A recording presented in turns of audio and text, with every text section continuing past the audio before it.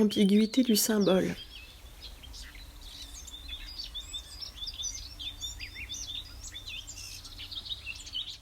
Alors la lune, on la trouve dans tous les cultes anciens et primordiaux, associés au soleil et à l'étoile Ishtar. Associés ou pas à l'étoile Ishtar. Ouais. Donc on a lune et soleil, le principe mâle, le principe femelle. Bon, ça semble être des couches très archaïques de compréhension du monde manifesté dans lequel nous sommes. Mâle et femelle, il les créa, il y a deux principes qui se combinent pour donner le vivant. Ça, c'est une lecture symbolique du monde, j'allais dire philosophique. C'est pas forcément un système religieux. Ça ne s'oppose pas forcément au système religieux du christianisme. On voit bien qu'il y a un principe mâle, un principe femelle, point final, quoi. Après, déifier ça ou l'intégrer dans un culte religieux à mystère, c'est tout à fait une autre histoire. Mais nous voyons bien, comme nous voyons qu'il y a le jour et la nuit, le chaud et le froid, etc., ce sont des réalités que nous expérimentons dans notre monde. Donc nous avons une dynamique de ces deux principes. L'un manifesté, l'autre non manifesté, c'est ça aussi la lune. C'est tout ce qui est secret, souterrain, nocturne et par extrapolation non visible. La partie cachée, les racines de l'arbre.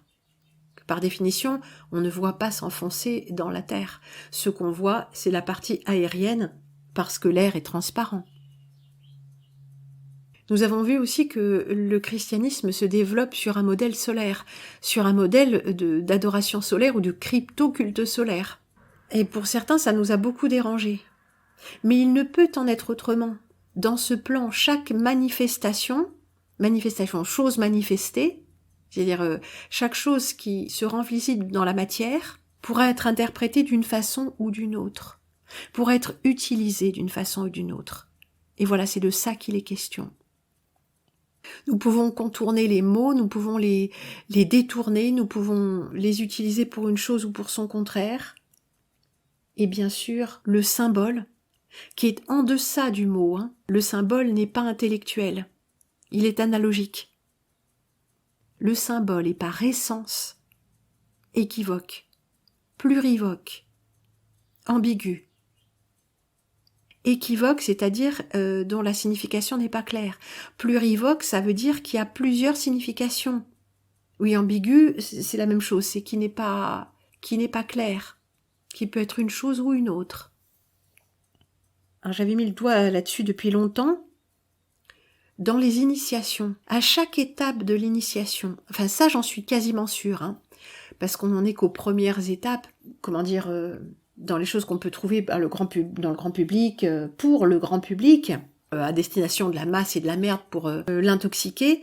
On a eu des choses comme ça, ah oui, révélation, et il y a beaucoup de vidéos qu'on commençait à fleurir comme ça. Non, en fait ça veut pas dire ça, on va vous expliquer. Donc tout ce qu'on avait toujours cru, je sais pas, le symbolisme de la croix, le symbolisme du triangle, le symbolisme du soleil, en fait c'est pas ça que ça veut dire. Regardez, en fait ça voulait dire ça. Donc ce à quoi on est en train de nous préparer, c'est une progression initiatique. Vous aviez cru que ce symbole signifiait telle ou telle chose, ça c'est la version exotérique, la version pour tout le monde. Mais en réalité, nous savons que la véritable signification est différente et c'est une signification ésotérique. Ésotérique, ça veut dire occulte, cachée, secrète, qui n'était pas destinée à tout le monde. Mais maintenant vous le savez, vous faites partie des initiés. Tiens. Donc ce symbole, mettons le soleil, on pensait que c'était le symbole de la gloire de Dieu, tout ça. Non, pas du tout. En fait, c'est la lumière interne du soi, ou la lumière de Lucifer, qui est en fait le vrai porteur de lumière. Jésus-Christ serait un imposteur. Bon, ça pourrait tout être. Selon quelle initiation vous suivez, vous allez avoir un dévoilement des symboles, un premier dévoilement des symboles, qui va aller à l'encontre de ce que vous aviez toujours cru. Et là, vous croyez que vous êtes initié. C'est là que j'ai eu l'intuition que dans la franc-maçonnerie notamment, puisque c'est le système hiérarchique qu'on connaît bien d'une société secrète, enfin qu'on connaît bien, qui a été bien étudié, bien dévoilé, je me suis dit, tiens, comment est-ce qu'on nourrit l'orgueil des gens quand ils ont passé de niveau? Les autres croient que ce symbole veut dire ça, mais moi je sais qu'en fait ça veut dire autre chose. Donc quand je suis avec eux, je suis tenue au secret, donc je ne leur dis rien. Mais ils savent que je sais des choses qu'ils ne savent pas. Mais ils savent pas quoi. D'accord. Donc ça, c'est le mec qui est au niveau 2 et qui regarde en dessous de lui les gens au niveau 1. Ils sont sur la piste bleue. Mais lui, il est monté un peu plus haut. Mais au-dessus de lui, il y a le niveau 3, niveau 4, le niveau 32, le niveau 33. Alors, il regarde avec condescendance ceux qui sont en dessous de lui, mais il regarde avec envie et crainte les gens qui regardent vers lui en le méprisant. Qu'est-ce qui va se passer au niveau suivant ? C'est ça la question. Qu'est-ce qui pourrait bien se passer ? Eh bien, la même chose. On lui dit « Ah, tu croyais que ça voulait dire ça ?» Après avoir cru que ça voulait dire ça au niveau 1, on t'a enseigné quelque chose au niveau 2. Eh bien, pas du tout. Ces symboles n'ont aucune valeur. Regarde maintenant, voilà la vérité. Je pense que ce n'est pas, une mise à jour des connaissances ou un ajout. Vous voyez ce que je veux dire ?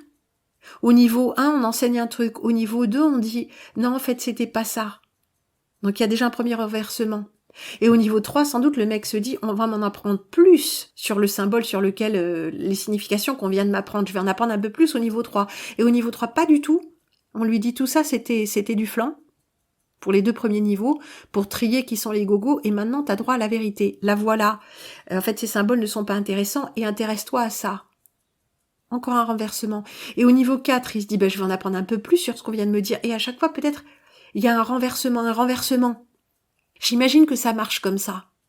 Non, c'était pas ce que tu croyais. C'est, l'initiation, d'une façon générale, l'initiation, le processus initiatique, consiste à vous faire voir l'envers de quelque chose. Alors que le processus d'apprentissage au grand jour, j'allais dire, se fait étape par étape en fonction de la maturation intellectuelle et émotionnelle. Il y a des choses qu'on n'est pas prêt à apprendre parce que ça peut être dérangeant. Ou bien parce que on n'est pas encore assez grand pour les comprendre. Quand on est enfant, il y a des trucs qu'on ne peut pas comprendre. On n'a pas d'expérience de la vie. Les choses abstraites sont compliquées, donc on va commencer à travailler avec des carrés, des cercles bleus et rouges pour faire des ensembles et compter de 1 à 10. Bien. Après, on continue l'apprentissage des mathématiques jusqu'au moment où c'est extrêmement complexe et abstrait. Mais il y a eu une progression. Il n'y a pas eu un moment où on a dit « oublie tout ce que tu as appris sur les ensembles, les additions, soustractions, les fonctions, les applications, les translations, oublie tout, voilà maintenant le secret de la mathématique ». Pas du tout. Il y a une progression constante qui suit la maturation psychologique de l'étudiant. Dans l'initiation, la vision du monde est renversée. Et c'est pas pour tout le monde, et c'est lié au secret, sinon il n'y a pas d'initiation. Si tout le monde est au courant, il n'y a pas d'initiation. Donc, j'imagine que ça vous est déjà beaucoup arrivé au cours de ces dernières années de voir une vidéo où on vous explique qu'en fait, le truc que vous croyez être ça, en fait, c'est pas du tout ça. C'est tout à fait autre chose. Et maintenant, on va vous livrer la vraie explication. Ça arrive tout le temps. Mais selon qui vous écoutez, vous aurez des versions différentes. Or, dans ce jeu de miroir des symboles, il n'y a pas de vérité. Il n'y a pas de vérité. Il n'y a que des vérités relatives qui dépendent du système de croyance auquel vous adhérez. Ce en quoi les manipulateurs jouent avec nous, c'est qu'ils nous font prendre un symbole pour un autre, c'est-à-dire qu'ils chargent leur symbole. Ils les chargent comme électromagnétiquement, je ne sais pas comment vous dire, ils les chargent énergétiquement d'une manière ou d'une autre avec la charge qu'ils ont placée eux, avec leur système de croyance, leur culte, leurs choses souvent démoniaques, ils chargent ces symboles et ils nous les présentent comme étant autre chose. Par exemple, l'arc-en-ciel. L'arc-en-ciel, avant que ça devienne l'arc-en-ciel LGBT, c'était le drapeau de la paix. Moi, j'ai vu ça en Italie il y a 25 ans, plus que ça, même 30 ans. Il y avait aux fenêtres le drapeau arc-en-ciel, comme le drapeau LGBT, avec écrit dessus Pax ou Pace, enfin paix, le drapeau de la paix. Pourquoi est-ce qu'on montrait un drapeau de la paix ? Un drapeau, déjà, c'est un drapeau, c'est l'apanage d'un État, d'un territoire, d'un pouvoir. Pourquoi il y a besoin d'un drapeau de la paix ? Un drapeau, c'est une nation. La nation de la paix, c'est forcément une nation mondiale. Donc c'est le nouvel ordre mondial, sous les couleurs de la paix. C'est quand même assez étonnant. Pas besoin d'un drapeau de la paix. La paix, le désir de la paix est dans notre cœur. Il n'est pas lié à un territoire, il n'est pas lié à une façon de vivre, c'est un principe, le désir de paix, on pourrait dire, c'est une aspiration humaine. Donc on nous a déjà vendu ce premier symbole, le drapeau de la paix. Comment les gens ont pu marcher, mettre un drapeau de la paix? Qu'est-ce que ça signifie pour toi, avoir un drapeau? Une appartenance. La reconnaissance d'une entité. Les gens qui ont le drapeau israélien alors qu'ils sont même pas juifs ou je sais pas quoi, les gens qui mettent le drapeau français devant chez eux, j'ai rien contre. Hein.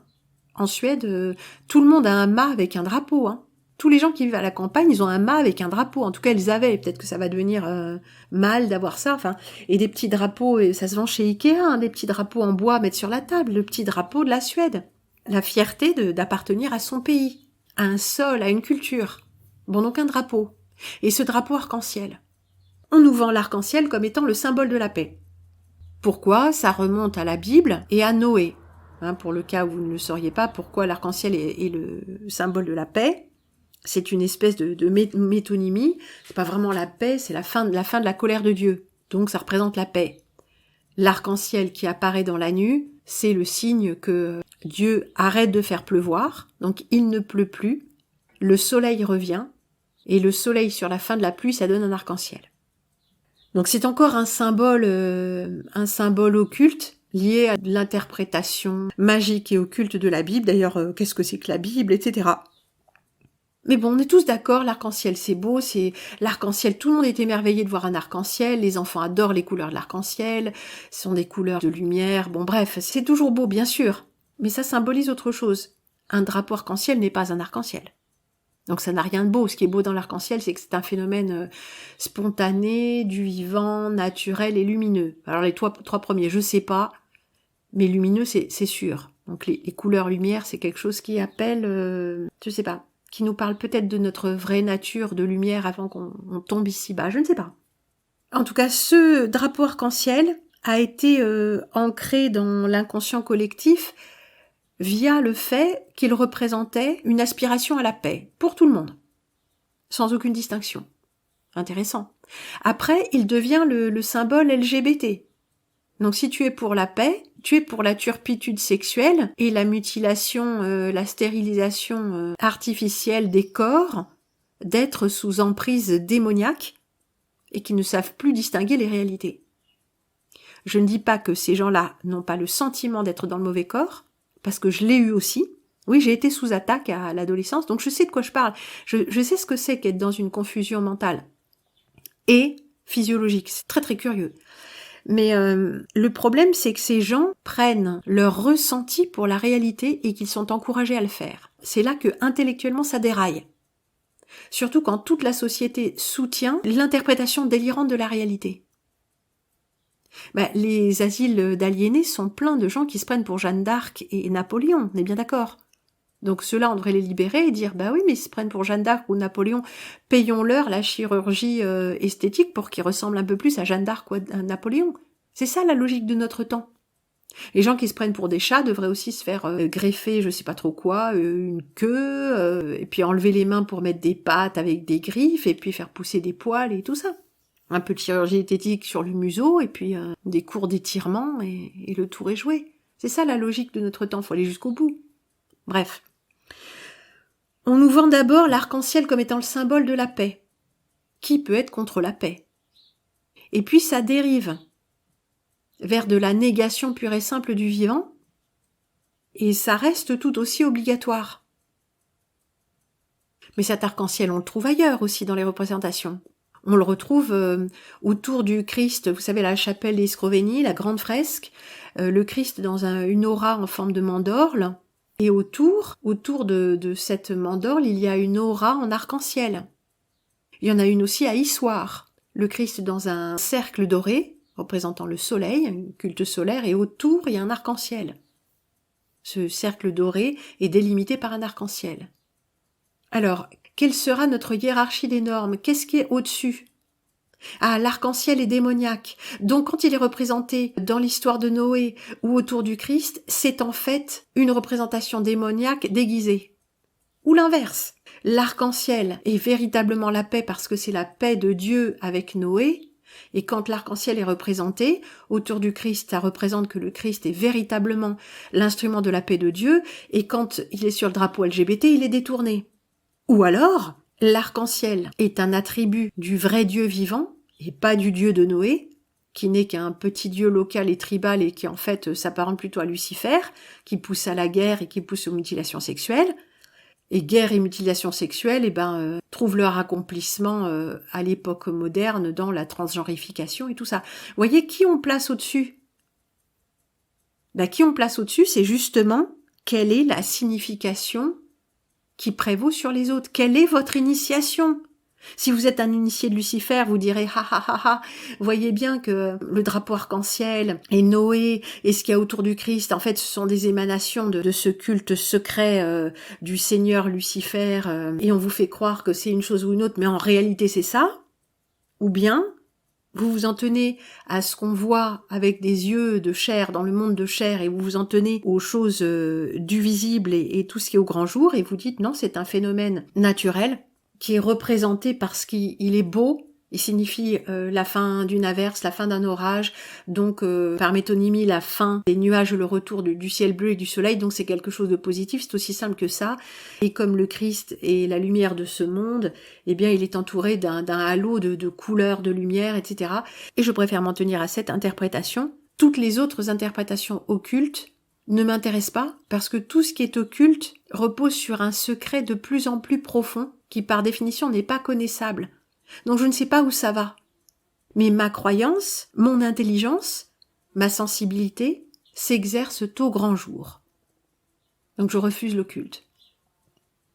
Donc en fait, dans ce monde et avec notre intelligence, ça c'est un truc que les cathos n'aiment pas, mais toute vérité est relative. Nous allons devoir choisir à quel système de pensée, à quel système de croyance nous adhérons. Il n'y en a pas un qui est plus vrai que l'autre, intellectuellement. J'insiste, intellectuellement. Parce que le présupposé intellectuel des cultes à mystère, c'est que, puisqu'on ne peut pas tout comprendre par l'intellect, il va nous falloir renoncer à l'intellect pour avoir des perceptions intérieures. Et c'est vers là que va nous amener l'initiation. À un monde intérieur avec des réalités intérieures.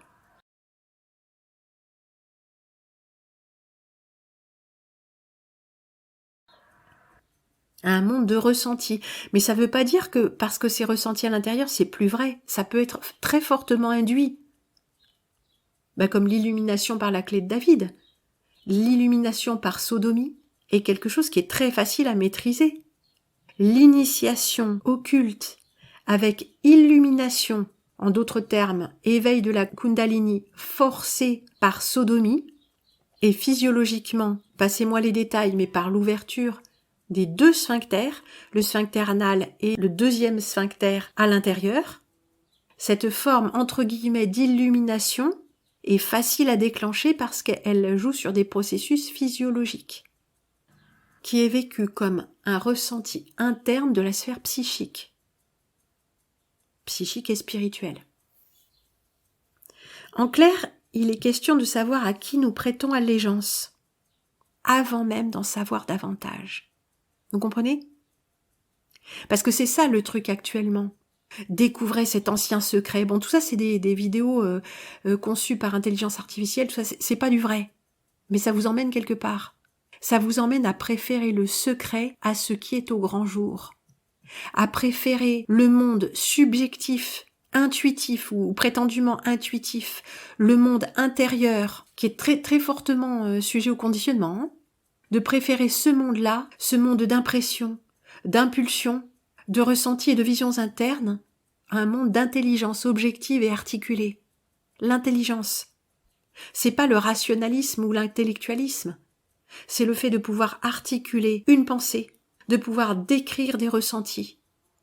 En un mot, quelque chose d'exotérique, quelque chose qui est au grand jour.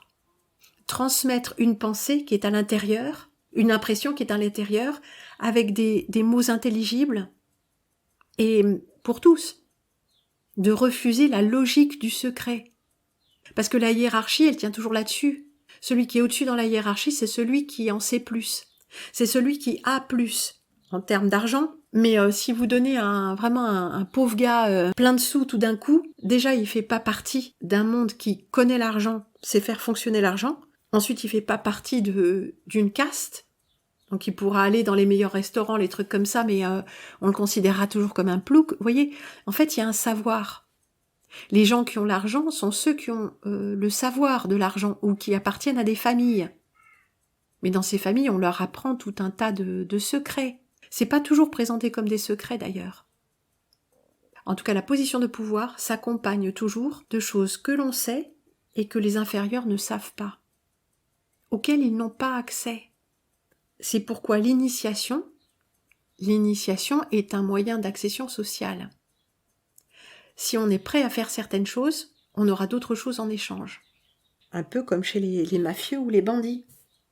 On passe une épreuve, par exemple aller voler dans un magasin ou aller tuer quelqu'un, et on a une récompense, en termes d'argent.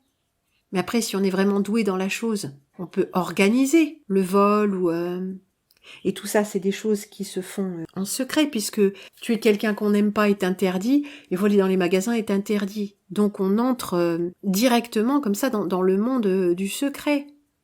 Faire des choses qu'on n'a pas le droit de faire. Bien. Mais nous allons examiner ces symboles.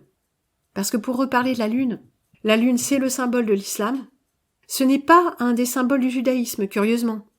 Mais le judaïsme, avec le sceau de Salomon, nous parle d'une chose de façon occulte. Cette pyramide, traditionnellement associée à la franc-maçonnerie, c'est l'un des symboles. Bon, c'est ce qu'on dit au premier grade, évidemment, donc c'est une connaissance qui circule. Le triangle en pyramide, c'est la matière qui s'élève vers l'esprit. Les rose-croix, eux, c'est le même genre de société merdique, secrète, avec le triangle point en bas, c'est l'esprit qui doit descendre sur la matière, donc ils sont beaucoup plus axés sur l'entraînement ou capacité parapsychique. Et quand les deux se rejoignent, on a cet homme qui s'élève vers Dieu et en même temps qui reçoit l'esprit, on a l'homme complet. C'est de la magie tout ça. Donc ce sceau de Salomon, il représente le judaïsme talmudique, occulte et tout ça, éventuellement. Il représente aussi beaucoup d'autres choses, ce sceau de Salomon. Mais en tout cas, c'est de la magie. C'est aussi une figure géométrique, qui est facile à dessiner et qui est intuitive. C'est l'hexagone étoilé, comme on pourrait dire le pentacle étoilé.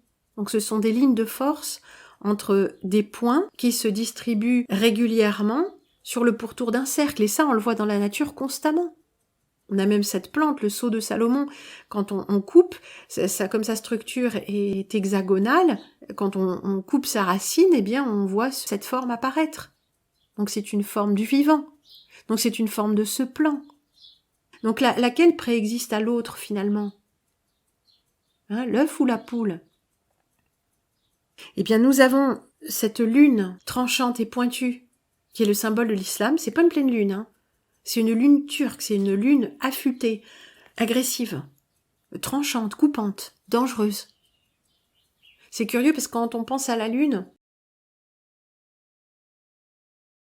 en général, on la représente de la forme d'un disque, puisque la lune est associée au féminin, et que le féminin c'est la rondeur, et c'est aussi la maternité. C'est ce qui différencie le masculin du féminin, c'est que le masculin féconde le féminin, mais le féminin est en gestation du masculin. Les rôles ne sont pas interchangeables. Donc la façon dont on représente la lune en général, c'est une pleine lune. Dans l'islam, pas du tout. C'est une lune presque nouvelle, presque à la fin ou toute nouvelle. Et cette lune, ce grand croissant de lune agressif, on le trouve sous les pieds de Marie qui écrase le serpent. De quand datent les premières représentations de la Vierge Marie, jeune fille ou jeune femme, son pied nu écrasant la tête du serpent comme il est prophétisé dans la Genèse, nous y reviendrons, et son pied nu écrasant le serpent, reposant sur l'orbe du monde, ou sur la terre boule, ça ce sont des représentations plus tardives, et de même qu'il y a l'orbe du monde et le serpent, il y a également le croissant de lune, elle a les pieds sur un croissant de lune. Alors, est-ce la représentation de Bélisama, associée à la lune, une représentation captée par le christianisme ? Comme moi je l'ai toujours appris avec mes parents universitaires et mon historienne de mère, les symboles sont captés par les ordres successifs qui leur donnent une nouvelle interprétation. Ça, c'est un processus qui est très connu et que nous pouvons vérifier constamment, même dans l'histoire récente.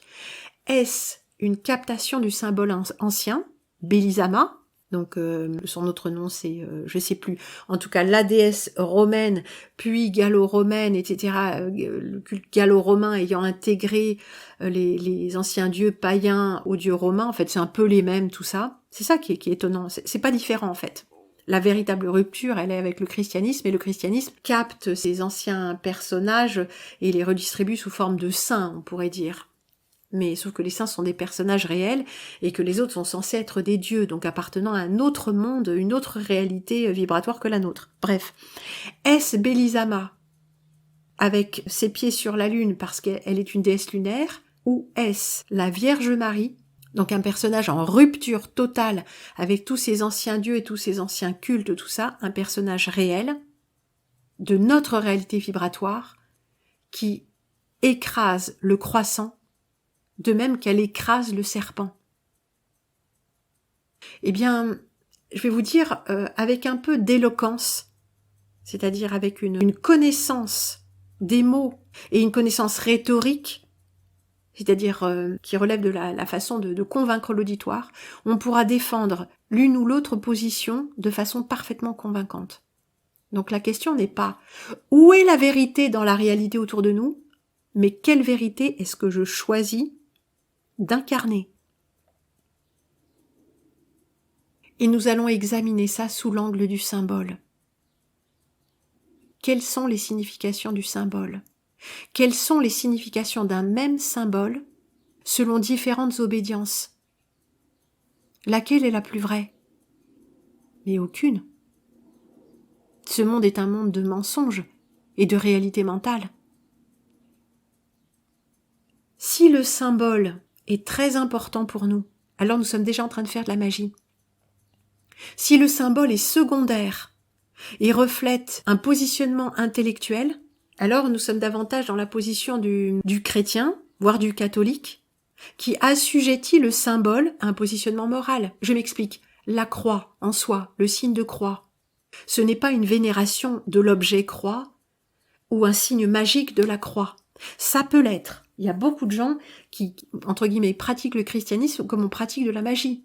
En allumant des cierges, en faisant les chapelets, comme on pratique un culte magique, comme on pratique plus exactement la magie au sein d'un culte en attendant des choses précises, en récitant des choses précises pour obtenir des résultats précis. Ça, c'est l'esprit magique. On peut le faire tout à fait autrement. L'important n'est pas de faire le signe de croix parce qu'au signe de croix est attaché un résultat dans l'occulte, mais parce que j'affirme, en faisant le signe de croix, j'affirme que je crois, donc premier point du signe de croix, que l'esprit est descendu dans la matière. C'est pour ça que le deuxième point est assez bas, et il symbolise l'utérus de Marie. L'esprit, symbolisé dans l'homme par ce point, la cervelle au-dessus des yeux, enfin, c'est plus encore que les yeux et que les oreilles, c'est l'esprit. Donc c'est dans la tête. L'esprit est descendu dans la matière. Et selon qu'on est catholique ou orthodoxe, on le fait de gauche à droite ou de droite à gauche. La droite étant là où se tient Jésus, à la droite du Père. Donc soit on va de la gauche, donc là où Jésus n'est pas, vers Jésus, on s'approche de Jésus, soit on le fait de la droite vers la gauche, là où est Jésus, qui vient vers là où il n'est pas. Voilà. Donc ce n'est pas un geste magique. Encore une fois, ça peut l'être. Mais ce n'est pas un geste magique, c'est un geste d'affirmation, c'est un symbole. Parce que nous avons un corps, parce que nous vivons dans la matière. Ce n'est pas les icônes qu'on vénère, ce n'est pas la croix qu'on vénère, ce n'est pas le chapelet. Ces choses-là ne sont pas chargées d'une puissance magique. Mais nous devrons reparler, bien sûr, du mystère eucharistique qui est ou n'est pas de la magie, selon le positionnement du chrétien. Plus exactement, selon le positionnement du fidèle. Parce qu'être chrétien, c'est justement refuser de faire de la magie tout en se positionnant moralement. Refuser de faire de la magie, oui, parce que qu'est-ce que c'est que la magie ? C'est avoir une action sur le monde occulte. Si on dit telle prière pour obtenir telle chose, c'est de la magie, c'est de l'esprit magique. Mais si on prie selon son cœur, même avec les mots formels, mais des mots que l'on comprend, pas comme la récitation du Coran dans la majorité du monde musulman qui est non arabophone, non, des mots que l'on comprend, qui ont un sens et on est d'accord avec leur sens. C'est ça aussi quand on fait sa profession de foi, on dit je crois ceci, je crois cela. C'est là qu'on se positionne. Si on est d'accord avec la profession de foi catholique, chrétienne, on va dire en général avec le credo de Nicée, on sera d'accord avec les prières principales, comme le Notre Père ou le Je crois en Dieu. Donc ça, c'est pas de la magie, c'est une réaffirmation. C'est très différent. Eh bien, nous pouvons faire la même chose avec les symboles graphiques. Est-ce que nous utilisons les symboles comme de la magie, ou est-ce que nous les utilisons comme une représentation picturale d'un positionnement moral? Eh bien, c'est une question que nous devons nous poser pour réaliser à quel point, jusqu'à présent peut-être, nous avons nous aussi servi l'occulte sans le savoir.